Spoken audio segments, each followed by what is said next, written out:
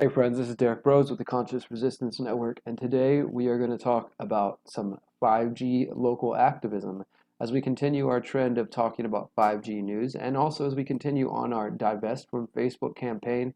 I want to ask you guys to join the Conscious Resistance on Minds. Those of you who are watching this first, you're probably watching it on Minds because this is where we're exclusively debuting content recently.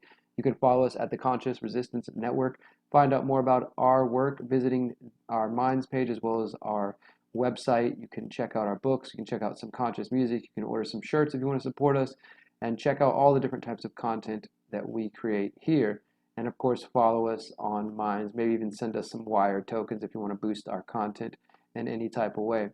But let's get right into the topic at hand.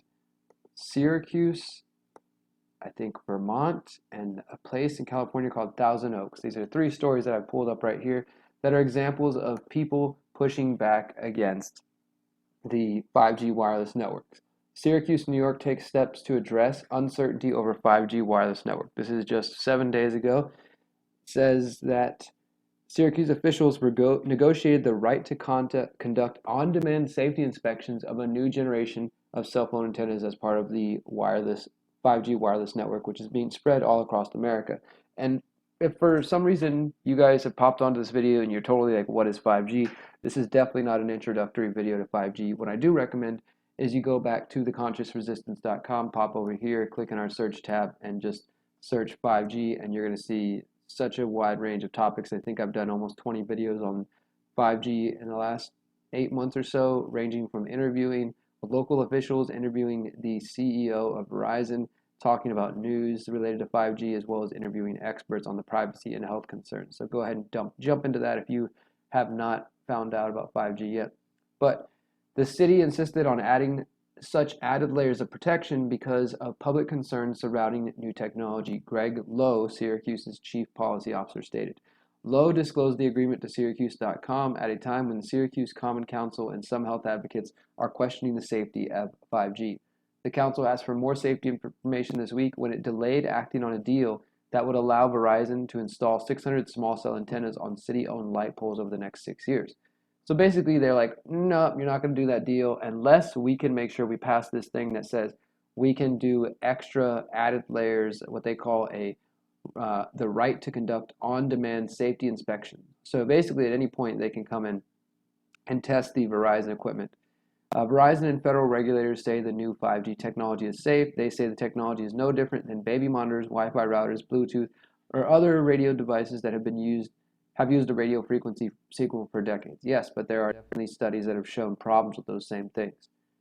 Some scientists and citizens have raised concerns. Thankfully, they at least mentioned that.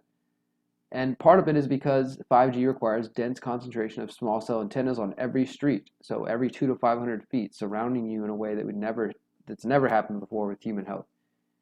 So you need to look further into that because unfortunately this writer did not. So they put there's no research showing a health risk from 5G. There's no research providing a definitive link between harmful health effects in earlier generations of cell phones. They don't even mention in the National Toxicology Program study that came out in November, excuse me, that was about 2G and 3G and that found tumors in rats. They don't mention that at all. But they do mention that people in Syracuse are pushing back. It says the deal allows Syracuse to test a random sample of Verizon's 5G transmission antennas each year. The small antennas are about the size of a backpack and mounted to light poles. He says if any of them are out of compliance with federal health, safety, and radio frequency regulations, Verizon must immediately shut down the site and remedy the situation. Verizon then will be required to test a large sample. So look, let me just tell you right here what the problem with this is. Although this is sort of progress and I'm highlighting why this is valuable, let me just tell you on a real basic level. The federal government has already passed through the FCC a regulation that passed last fall, which says that local governments, cities, states, etc., cannot pass their own rules on 5G, that the federal government is in charge of the rollout. This is, true corporatism for anybody who understands what that's like. It's the federal government and corporations partnering and working together on basically charging the people whatever they want or empowering the two of them but disempowering the people.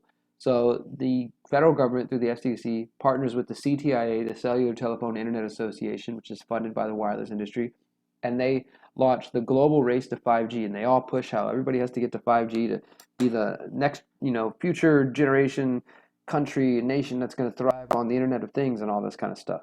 And at the same time, they say that the localities can have no say in it. So that's one big important step. But also, this order says, as the commissioner here says, it has to be in compliance with federal health, safety, and radio frequency regulations. But that's the problem. Since the FCC is already controlled, and the FCC is the body that regulates this thing, their standards haven't been tested since 1996. So it's not enough to say you have to be in compliance with federal health and safety standards, because what happens when those federal health and safety standards have already been bought and already controlled, and at the levels that they're allowed to use radio frequency radiation, there have already been studies that have shown health problems at that level. So not only has their regulations not been revisited in more than 20 years, but even at the levels that they set, people have already found health problems in that regard. So it's not enough. It's a good thing for this city to be raising awareness, but at the same time, I guarantee you, let's say that they go out there and they start testing them, and they're putting off a lot of EMF and radiation, radio frequency radiation. Well, as long as that radio frequency radiation is at a level that the federal government claims is safe, then the city can do nothing about it. So let's say the city did their own independent study and they said, hey, look, according to us, this level can cause harm, but that level might be lower than the federal level. So because of this federal usurpation of power and just this idea that even here in the United States, when people are supposed to be free and states' rights and local rights and whatever, people still give the federal government the ultimate control. So there would have to be some state or city or local government willing to not only fight and battle with in court, take on lawsuits from the Verizons and the other companies that are pushing this, but they would also probably have to face a lawsuit against the federal government by saying, you know what, we're going to violate the FCC rule. And I guess it could set up a battle of states' rights if anybody had the kind of courage to do so. I haven't seen anybody really at the state level that's willing to do that. We'll see.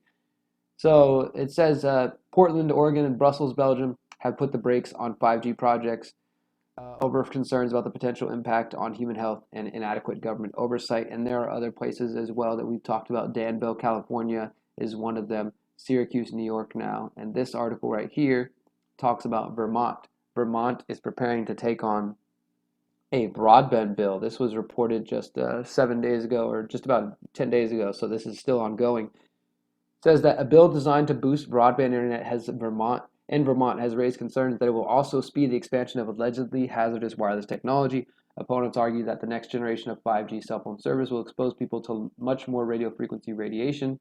Lawmakers say they've heard the complaints. They plan to add more state review to the siting process for 5G expansion. So the bill is not specifically about 5G, it's about broadband in general, but obviously that would cover 5G. So the activists have come together, and it says Annette Smith, executive director of Vermonters for a Clean Environment, she says, quote, people are really afraid of this 5G network, and it's not just in Vermont. No, it's not just in Vermont. And she's pointing out the problem is that people they're already awash in an invisible sea of radio frequency radiation from wireless routers and other mobile devices and cell towers, and that 5G is going to be increasing that. Not only that, because they're saying 5G is going to be so fast, the latency, which means the time that it takes to get from the device to the signal, it has to be extremely quick. They're low latency, so because it has to be extremely fast in order to have constant streaming and driverless cars and all these things. So that means there's going to be a higher frequency of pulsations coming from the towers and to your devices and through your bodies and in your homes. That is where the danger comes in. So Vermonters are trying to get some provisions added to this broadband bill, this state bill, that would say that they're going to have to do even more testing on any time that 5G infrastructure is going to be put into place. So that seems like there's, a win there, I would say, at least to some level. But again, if they're just going with the federal standards, they're still going to end up in a place where they're kind of ham-handed, and they're either going to have to take on a lawsuit with the federal government or the cell phone companies. This one, Thousand Oaks posts, this is Thousand Oaks, California. I thought this was kind of interesting as well. It says Thousand Oaks posts 5G webpage in part to correct public misinformation. The city of Thousand Oaks has a new page on its website devoted to the controversy surrounding the pending rollout of 5G technology. This was published on May 10th. City officials say the page was created because of a high level of community interest in the issue and to correct some public, quote, misinformation. on this page titled Learn About Wireless Technology, New Laws in the City's Role. It basically has like a Q&A about fifth generation cell phone technology, 5G, and it's answering the citizens' questions about this. And because apparently there are many residents who are unhappy about the pending rollout, citing health concerns. And of course, the wireless industry, however, says that these concerns are unfounded. And as I said, the new FCC Rule 18-133, which went into effect January 15th after being passed in the fall, limits the authority of cities around the country, including all 10 Ventura County municipalities, to regulate the rollout of 5G installations.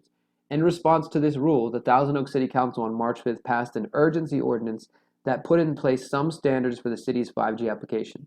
So they realized, okay, the federal government's taking control. We need to get, some sort of level of control that we have locally. And the biggest change the ordinance mandates is that 5G applications will now be processed without public notice, hearings, or appeals. This ordinance also includes objective aesthetic standards for the wireless installations. The city says the ordinance is an attempt to retain some local control under the federal rule by letting the carriers know what the city's standards are. So basically, they realize they have little to no control, so they passed an ordinance to try to at least get their voices heard. And it says during public comments at city council meetings, many speakers urged the city to do more to keep 5G out of Thousand Oaks. And because of that, the city added this frequently asked questions related to 5G to get them to think a little deeper about it.